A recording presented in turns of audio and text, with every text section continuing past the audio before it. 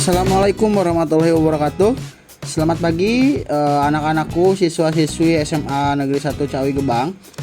Hari ini kita akan melanjutkan materi sejarah Indonesia kelas 12 mengenai Indonesia pada masa Orde Baru. Nah, pertama-tama yang harus kalian pahami apa itu Orde Baru. Orde Baru ini hanya sebutan untuk masa pemerintahan Soeharto. Ya, ini Orde Baru ini agar membedakan dengan Orde Lama masa pemerintahan Soekarno. Ya, jadi hanya istilah saja. Orde Baru adalah masa pemerintahan Presiden Soeharto, seperti itu. Untuk awal kita akan membahas mengenai latar belakang. Latar belakang terjadinya Orde Baru, munculnya Orde Baru. Dari latar belakang ini kita akan belajar awal dulu mengenai G30S ya. Jadi awal kemunculan Orde Baru ini dimulai dari sini, dari gerakan 30 September ketika terjadi penculikan ya. Terjadi penculikan 7 jenderal oleh PKI. Nah, lalu G30S ini sebenarnya berhasil ditumpas oleh Soeharto dan diambil kesimpulan bahwasanya PKI lah yang melakukan kudeta ini karena pemberontakan ini dianggap ingin mengambil alih pimpinan Indonesia dan mengubah ideologi Indonesia menjadi komunis. Lalu pada akhirnya nanti PKI ini dibubarkan beserta organisasi-organisasi sayapnya ya, seperti Lekra, Gerwani dan lain-lain, itu juga dibubarkan, tidak luput. Pokoknya PKI ini dibubarkan sampai ke akar-akarnya, bukan dibubarkan, dimusnahkan sampai ke akar-akarnya, seperti itu. Dan banyak juga tokoh-tokohnya yang diadili oleh pemerintah. Nah, karena terjadi gerakan 30 September ini menyebabkan masyarakat marah. Masyarakat marah, kenapa? Karena masyarakat juga menganggap bahwasannya G30S ini adalah ulah PKI. Ya, G30S ini dianggap adalah ulah dari PKI, sehingga masyarakat marah dan menuntut pembubaran PKI, bubarkan PKI. Namun di sini pimpinan tertinggi di Indonesia yaitu Presiden Soekarno bingung, tidak bisa membubarkan PKI. Kenapa? Karena PKI ini sangat berpengaruh terhadap kedudukan Soekarno ya. Sangat loyal sekali PKI terhadap Soekarno. Jadi ketika PKI dibubarkan, nanti Soekarno akan dianggap tidak jadi tidak menghargai loyalitas PKI. Serta kita tahu sebelumnya ada Nasakom ya, Nasakom nasionalis, agamis, dan komunis. Jika Soekarno membubarkan PKI, berarti Soekarno telah menelan ludahnya sendiri, di mana Soekarno menginginkan ideologi ini menjadi satu, 3 ideologi menjadi satu, nasionalis, agamis, komunis. Kalau misalnya komunisnya dihilangkan, berarti Soekarno sudah menelan ludahnya sendiri. Jadi Soekarno tidak bisa membubarkan PKI. Namun karena desakan masyarakat ini ya, desakan masyarakat ini terjadi banyak sekali demonstrasi ya, banyak dukungan di mana-mana untuk pembubaran PKI ini ya. Terjadi banyak demonstrasi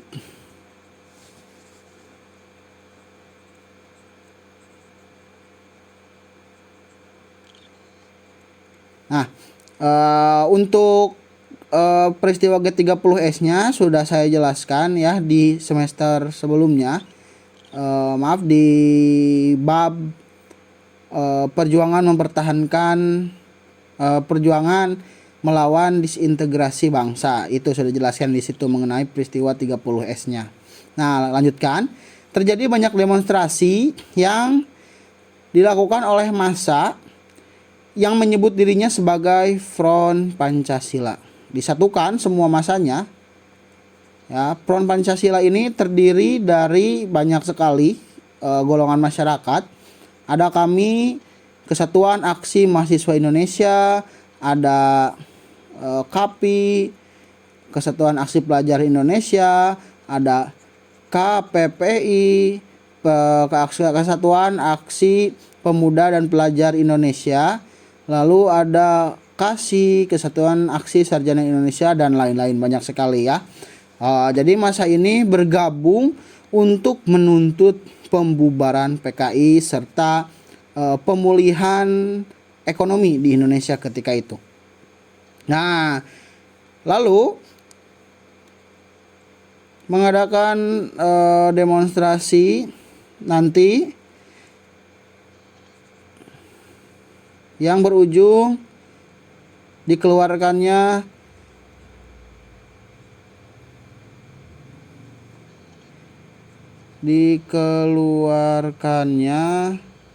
Tritura. Ada yang namanya Tritura. Tritura ini apa? 3 tuntutan rakyat ya. Tanggal 12 Januari 1966 ya. Demonstrasi ini berlangsung dari tahun 1965 bahkan sampai ke 67 ya. Masih pergolakan politiknya masih berlanjut, politik Indonesia belum stabil ketika itu. Nah, jadi kami KPPI dan KASI ini yang bergabung ke dalam Front Pancasila mengadakan demonstrasi besar-besaran di mana-mana ya. Dan pada akhirnya nanti berujung dikeluarkannya Tritura pada tanggal 12 Januari 1966 yang isinya ada 3 poin, 3 tuntutan rakyat. Yang pertama adalah pembubaran PKI, pembubaran PKI dan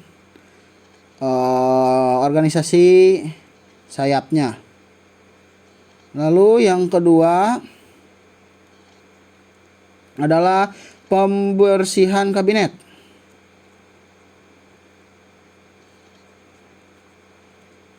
Nah, kabinet ketika itu adalah Dwi Kora ya, pembersihan kabinet Dwi Kora dari unsur-unsur PKI. Lalu yang ketiga adalah penurunan harga barang.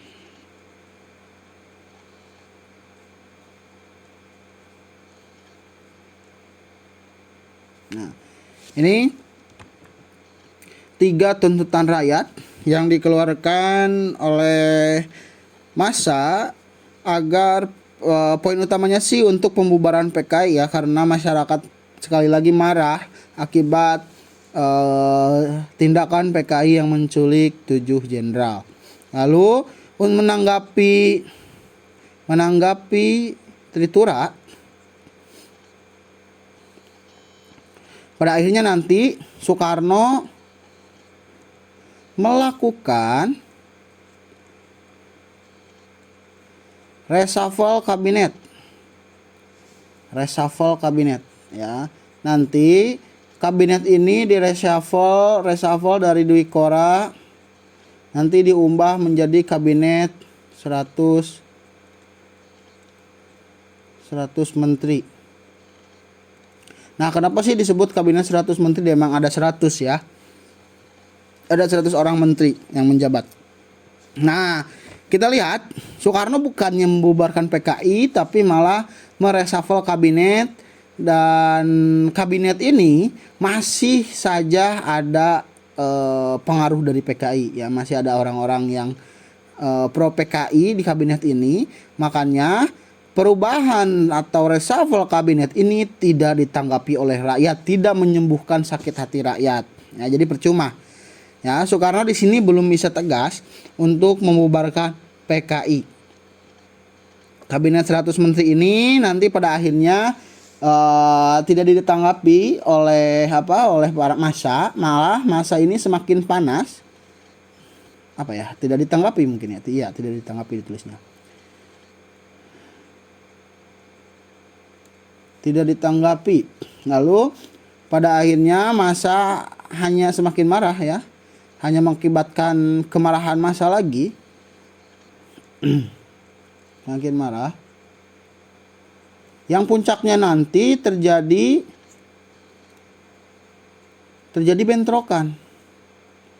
Nah, nanti terjadi bentrokan antara Cakrabirawa, pasukan pengaman presiden, melawan massa.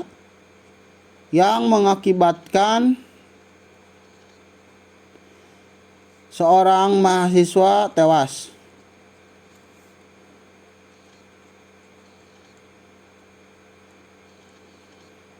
Bernama Arif Rahman Hakim. Nah, Arif Rahman Hakim. Ya, kita tahu sudah tidak asing lagi bagi kita ketika pada sebuah demonstrasi atau aksi ada korban ya, ada korban berjatuhan. Bukan hanya terjadi pada masa transisi dari Orde Lama ke Orde Baru, bahkan dari Orde Baru ke Reformasi juga menimbulkan banyak sekali korban jiwa, material, dan lain-lain. Seperti itu. Nah, lalu yang selanjutnya, karena kondisi politik Indonesia ketika itu sudah tidak stabil, sangat kacau, nanti diturunkanlah atau dikeluarkanlah Super Semar ya. Ini berarti nomor 2 ya, ini nomor 1 ya prosesnya ya. Berarti karena tuntutan masyarakat yang menuntut agar PKI itu dibubarkan gitu ya. Nomor 2-nya ini adalah Super Semar. Surat Perintah 11 Maret. Kita tahu bahwasannya Super Semar ini masih banyak kontroversinya ya. Belum ditemukan naskah asli dari Super Semar ini. Apa isinya? Namun kita simpulkan saja, Super Semar ini berisi perintah untuk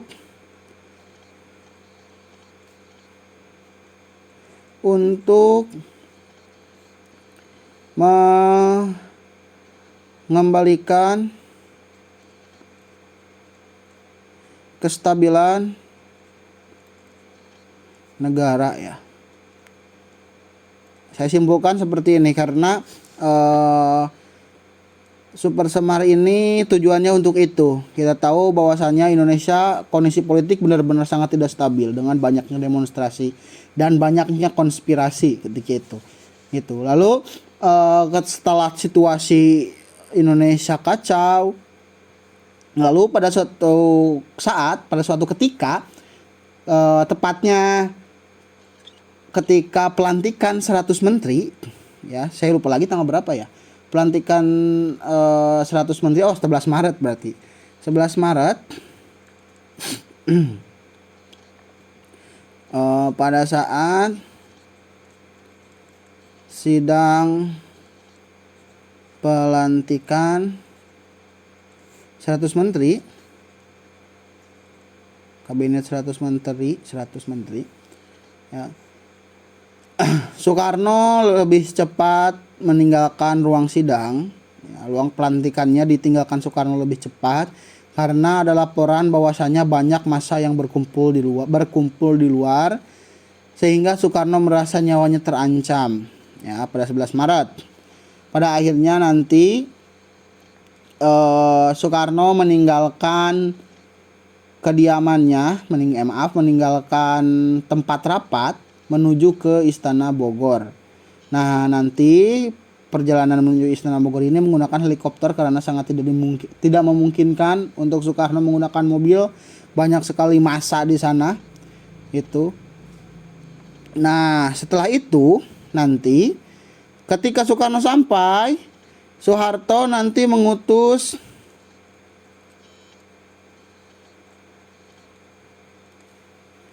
mengutus 3 perwira TNI AD. Siapa aja 3 perwira ini? 3 perwira ini yaitu yang pertama adalah Basuki Rahmat,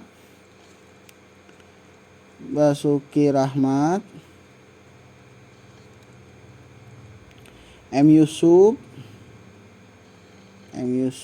dan Amir Mahmud ya, bukan Amir Saripudin, Amir Mahmud itu, Mahmuda. Soeharto mengutus 3 perwira TNI AD untuk menemui Soekarno di Istana Bogor ya. Nah, sesampainya di Istana Bogor, ketiga perwira ini mengusulkan kepada Soekarno agar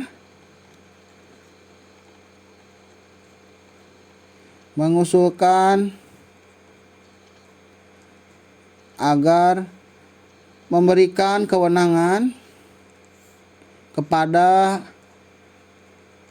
Soeharto untuk memulihkan kondisi Indonesia, kondisi negara, untuk memulihkan situasi. Gitu. Ya, pada akhirnya Soekarno setuju karena ketiga orang ini sangat percaya terhadap Soeharto. Mempercayai Soeharto bisa memulihkan keadaan Indonesia yang genting pada saat itu. Ya. Lalu Soekarno pada akhirnya mengeluarkan, setelah diskusi panjang ya, ini setelah diskusi panjang, Soekarno juga tidak sendiri,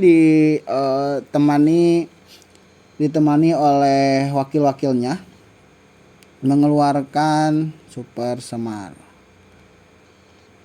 tanggal 11 Maret 1966.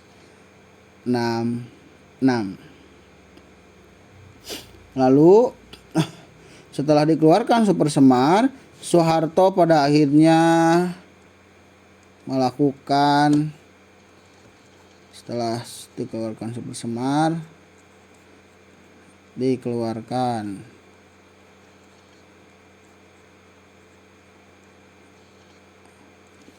pada akhirnya Soeharto melakukan beberapa tindakan. Yang pertama melarang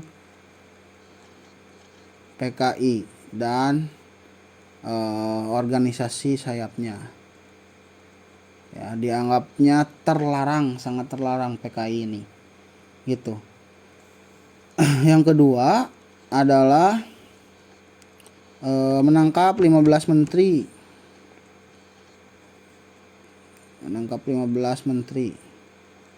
Yang dianggap 15 menteri ini terlibat dan mendukung PKI. Lalu yang nomor 3 adalah pembersihan lembaga negara dari PKI, seperti itu. Dari unsur-unsur PKI semuanya dibersihkan oleh Soeharto. Nah, di sini juga kita tahu bahwasannya ya sudah menjadi rahasia umum, di sini terjadi genosida ya, di mana semua unsur PKI ini dimusnahkan, dihancurkan sampai ke akar-akarnya. Ya, saya tidak membenarkan tindakan PKI, tidak juga membenarkan tindakan yang dilakukan oleh rezim Orde Baru seperti itu. Lalu karena memang keinginan masyarakat adalah pembubaran PKI dan tidak dilaksanakan oleh Soekarno, setelah Soeharto membubarkan PKI dan melarang PKI sampai ke akar-akarnya, menghancurkan PKI sampai ke akar-akarnya, nanti pamor Soeharto naik.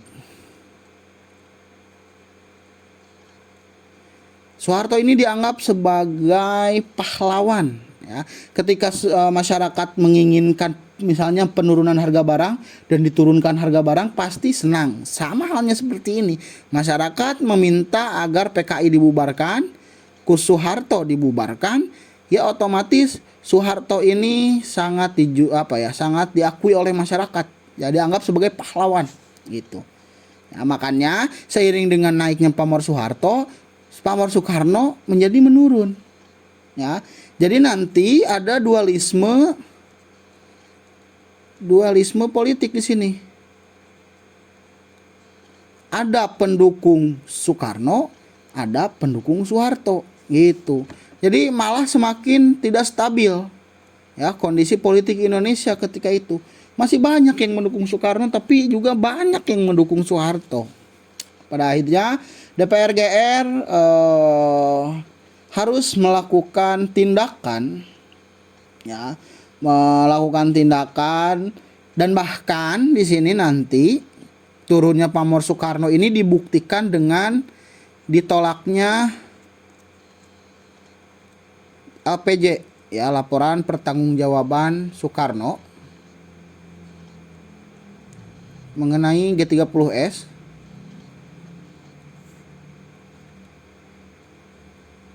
kepada MPRS.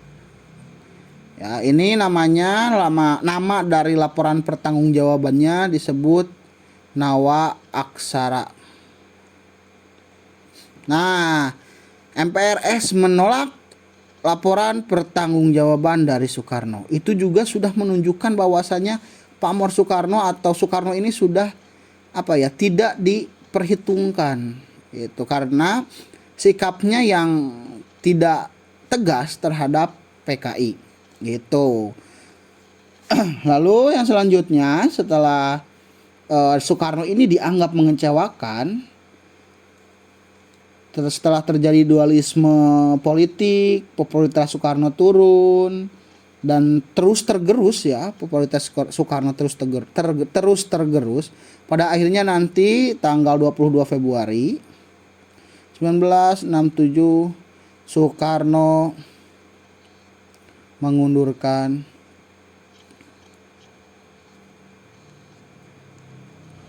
diri. Soekarno mengundurkan diri dari jabatannya. Gitu ya. Setelah itu Soeharto pada tahun 1968 diangkat menjadi presiden. Ya. Soeharto tidak langsung dulu diangkat menjadi presiden ketika tahun 1967 ya. Nanti dia ini mendapat jabatan sementara dulu, lalu diangkatnya tahun 1968 seperti itu ya. Jadi gejolak politik Indonesia itu dimulai, peralihan Orde Baru dan ke Orde Lama ke Orde Baru itu dimulai ketika terjadinya gerakan 30 September. Setelah itu PKI ini dianggap sebagai dalang, masyarakat menuntut pembubaran PKI ya. Tapi Soekarno tidak bersikap tegas. Pada akhirnya di sini Soeharto muncul sebagai pahlawan dan dianggap Soeharto ini yang yang berjasa melakukan pembubaran dan pemusnahan PKI. Seperti itu ya, itu materi untuk hari ini. Untuk materi selanjutnya kita akan membahas mengenai kondisi politik Orde Baru. Oke, terima kasih atas perhatiannya. Mohon maaf bila tulisannya agak cantik ya. Lalu kalau ada pertanyaan silahkan tanyakan di grup ya. Nanti saya juga akan membuka sesi tanya jawab. Oke, sekali lagi saya ucapkan terima kasih.